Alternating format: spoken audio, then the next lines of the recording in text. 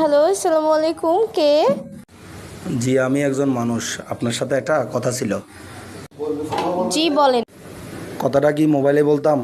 সাক্ষাতে বললে ভালো হয় না? আপনার সাথে কি আমার পরিচয় আছে? যা বলার মোবাইলে বলেন।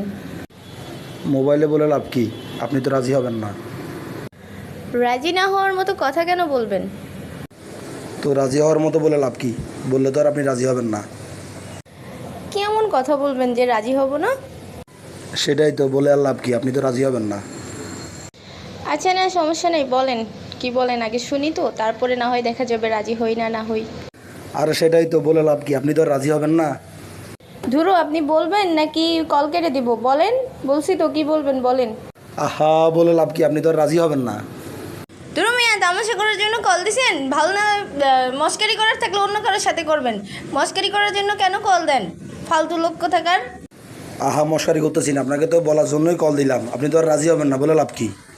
ধরো মিয়া, ফালতু লোক। আর কখনো কল দিবেন না এইসব কথার জন্য। বলবেন না টলবেন না, কিচ্ছু না, মস্কারি করার জন্য কল দেয়। ফালতু মানুষ কোথাকার।